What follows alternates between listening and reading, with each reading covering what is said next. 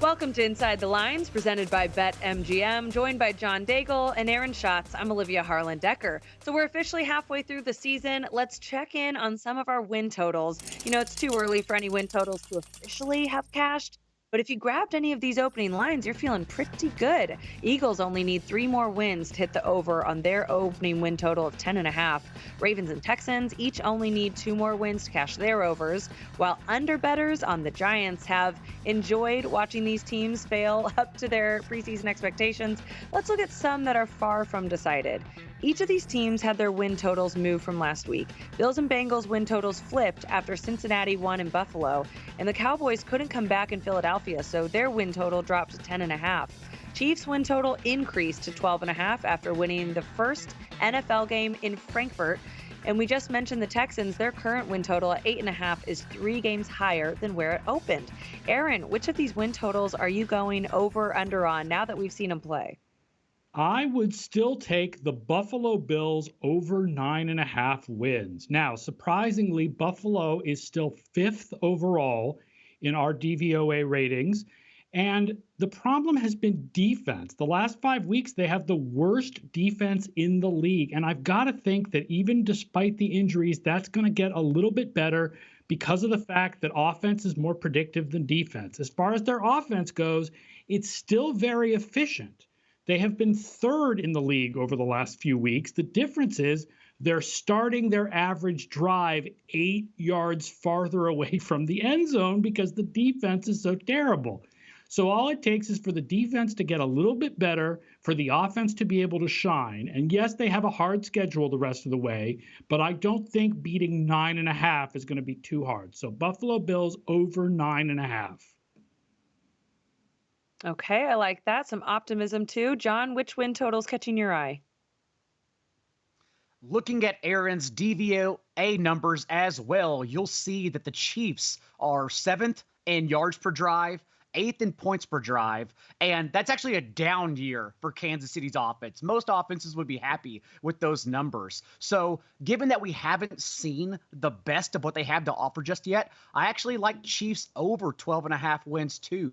They're getting their bye, in my opinion, at the perfect time to not only get healthy, but perhaps integrate some new touches, a new scheme for what's projected to be an easier half of their schedule, with 2 games against the Raiders plus the Packers and Patriots still on deck. So considering that we expect this Chiefs offense to continue to improve and match the levels that Chris Jones and that defense is bringing to the table every week now, I still like the Chiefs to ride high here in the second half.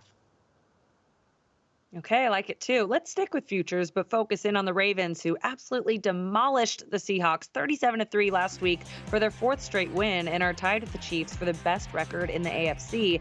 And that blowout over Seattle had a big impact on Baltimore's futures. They now have the 4th highest odds to win the Super Bowl, moving up almost 20% to plus 900.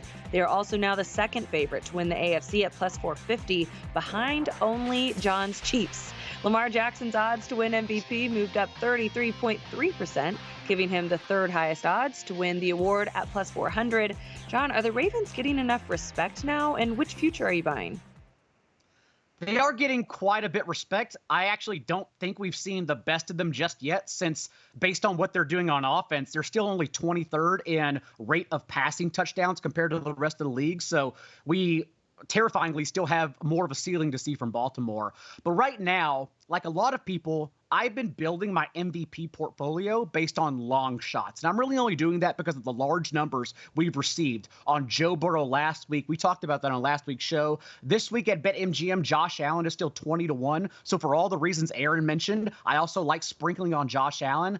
Having said that, I also understand in building a portfolio that those are 2 AFC quarterbacks, and they're really blocked by Lamar Jackson if the Ravens continue going on and winning 13 games. So it's not sexy. I know bettors don't like laying the money at minus lines, but I still think minus 150, a bigger bet there, is as safe as they come whenever you're betting on Ravens future odds. So I still like the Ravens to take down the AFC North at that price. Terrifyingly and excitingly haven't seen the best of Baltimore. I love that. Aaron, which future for Baltimore is sticking out to you? My numbers love the Ravens this year. They are fantastic. In fact, by DVOA, they are, and this sounds a little crazy, the third best team ever measured through 9 games. Now, I don't think they're really that good, but I do think it's safe to say that right now they're the best team in the NFL.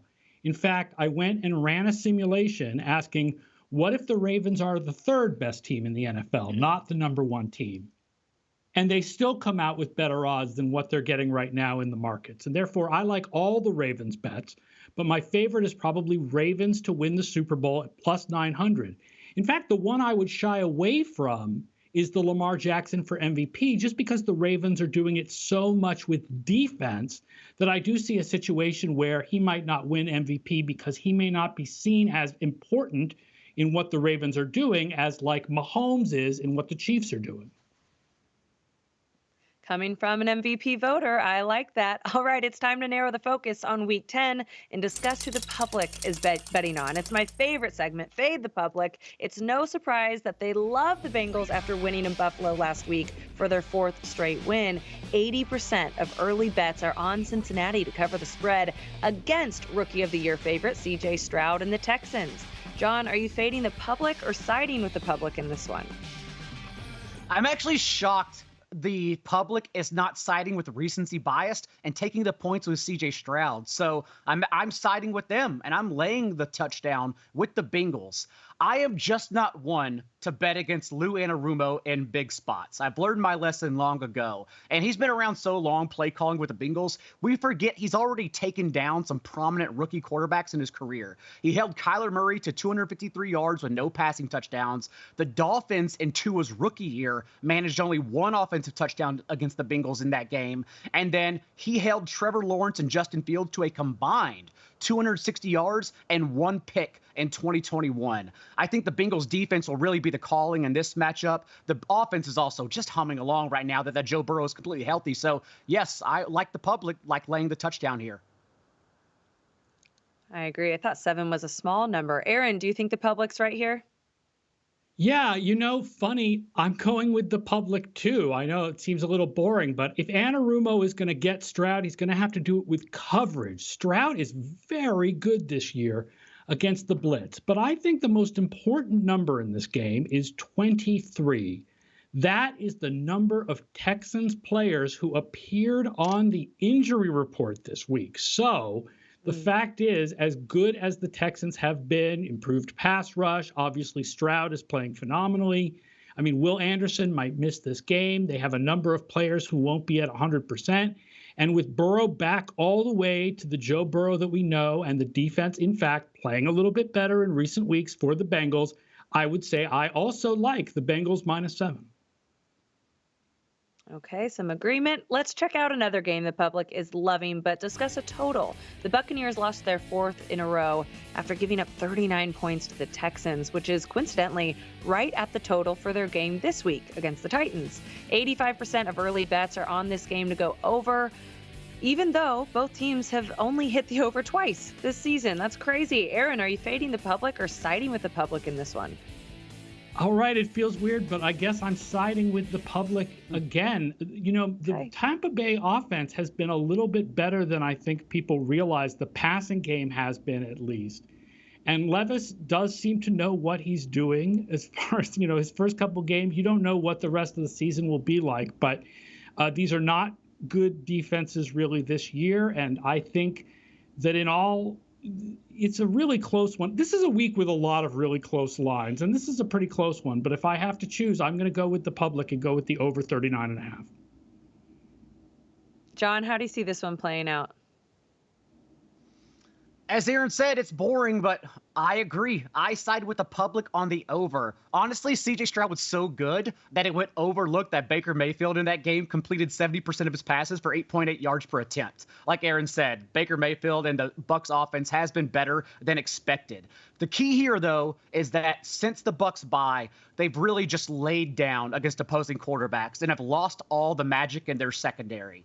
In that time this past month, 73% completion rate allowed for 9.2 yards per attempt and 9 touchdowns to opposing quarterbacks. They're not stopping anyone. And now we know exactly what Will Levis is coming in and wanting to do. The Bucs have allowed a league high 51% of their passes 20 yards downfield to be completed. Levis, the past 2 weeks under center, has thrown a league high 28% of his passes 20 yards deep. They have to land, of course. That's how we get there. But we know that this is actually the perfect formula for an over. So I agree with the public.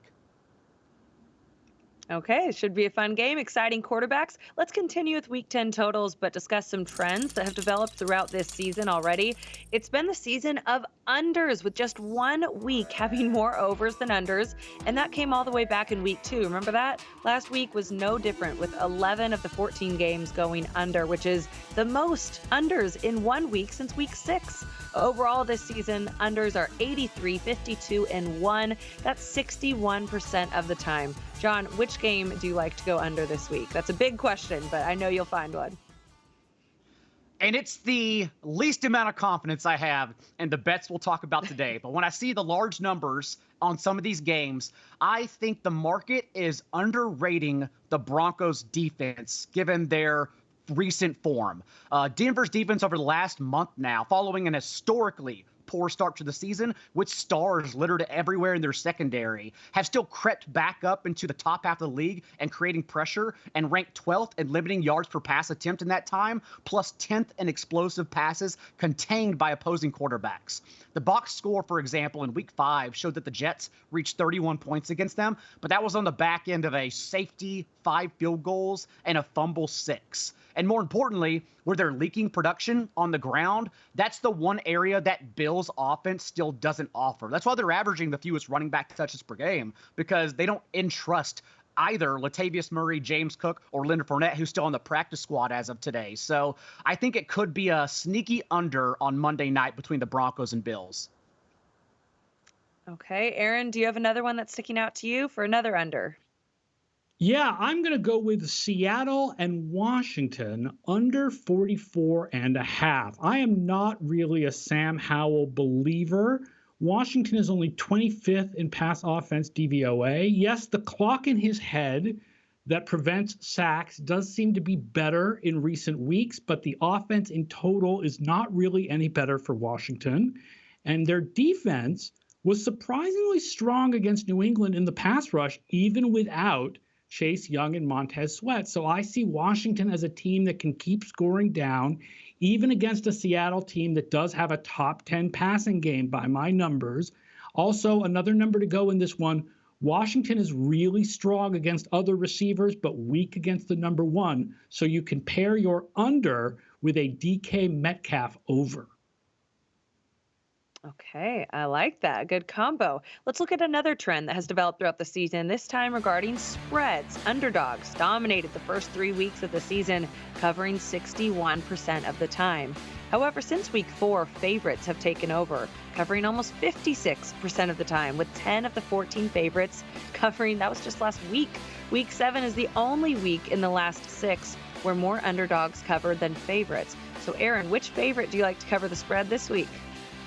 I'm going with New Orleans -3 against Minnesota. Listen, Josh Dobbs, what he did last week is an amazing story. But when you look at what Josh Dobbs is going to do for the Vikings offense, it's much more likely that he plays like what Josh Dobbs has been over his whole career instead of just what Josh Dobbs was in that last game. Yes, I know he didn't know the offense. Now he'll know the offense better. You think he's going to be better, but in general, you want to go with Dobbs' whole history, and that lowers the Vikings offense, certainly not as good as it was with Kirk Cousins. And with the Saints playing strong defense this year, that's why I like the Saints -3.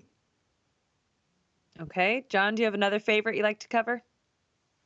I like the 49ers coming out of their bye, because the issue the last 3 games had been their turnover problems. Brock Purdy, 5 interceptions and 2 fumbles in that time.